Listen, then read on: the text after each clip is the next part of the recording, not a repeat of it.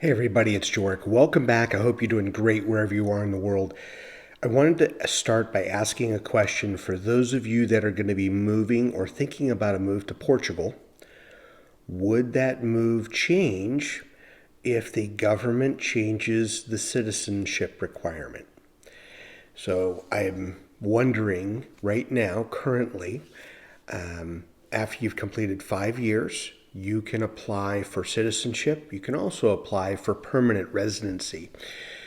But I'm just wondering, with the backlog and everything going on, I wanted to show this information that there's now some potential reports where they're looking at reviewing the time it takes to become a citizen. And I think this is important to think about because for a couple of reasons. One, because of all the backlog and the popularity of Portugal, because 5 years I can apply, I can get citizenship. Prior to the pandemic, it was a year and a half to 2 years. So somewhere in year 6, year 7, maybe beginning of year 8, you get your Portuguese passport and you're able to live there or move someplace else. Now, many of the people that were looking at Portugal for that second passport were not looking to stay in Portugal. They were looking to move eventually someplace else. Now, post-pandemic, there are even more people moving to Portugal, more people moving for retirement purposes, specifically the D7. So it's creating a long backlog of trying to get immigration cases processed. Now, I don't know how many of those people are going to stay if they apply for citizenship or who will leave, but it's caused two problems. On the front end, so many people are waiting for appointments. Thousands of people are getting denied renewals, meaning their temporary residency visa, their card has expired, but they don't have their renewal appointment, or their renewal appointment was supposed to be last year and it still hasn't happened yet. So that's one way of de-incentivizing people to stay in Portugal, is you just don't renew the residency, temporary residency card, and that's one way. But also on the back end, instead of taking 1.5 to 2 years to be able to process citizenship, it's now been reported by the government it's taking sometimes 2.5 to 4 years to process things on the back end. So the front end of immigration and the back end of immigration has become more cumbersome. And it's been noted here, and it's been stated here recently, that there may be a consideration that they need to look at that citizenship requirement and extend it in order to try to get rid of the backlog. And maybe in that case, let's say they go to 10 years. There are a few countries that do 5 years, but there are many that do 10 years. What if they do 10 years? And if it's 10 years to get citizenship, would you still be committed to Portugal the same way that you are or thinking about it right now?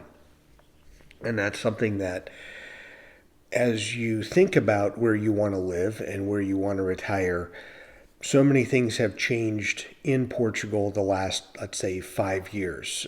The golden visa, it was completely renovated, or I should say dismantled for the most part. The NHR tax system, dismantled. There's this sliver of opportunity on the golden visa. There's a sliver of opportunity on the NHR tax.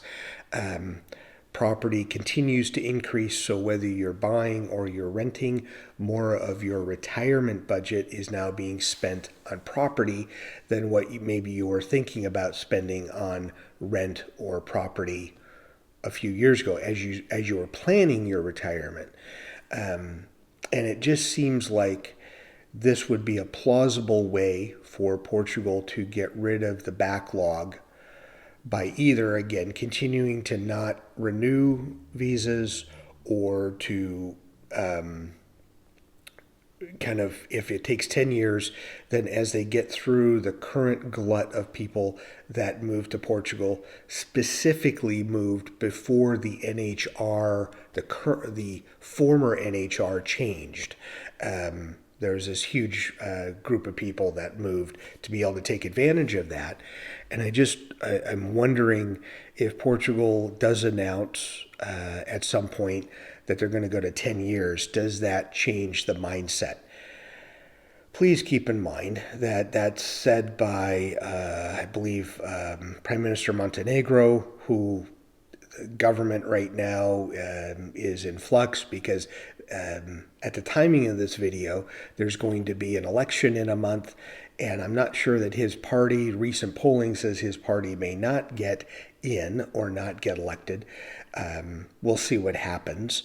But it does seem like there's a sentiment on multiple sides of the Portugal politics that some of the immigration needs to change. And one way to truly maybe try to keep people away or to attract people that are truly committed to Portugal, if you can think of it that way, is make it 10 years and then you get citizenship after residency for 10 years.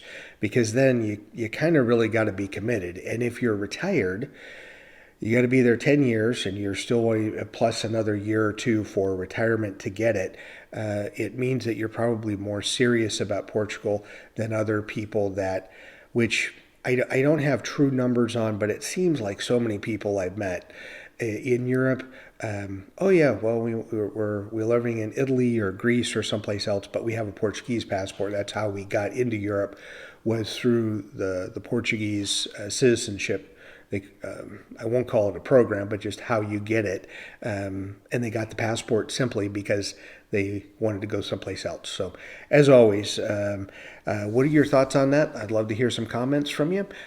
Please leave them below. And hope you're having a great day and enjoy your travels.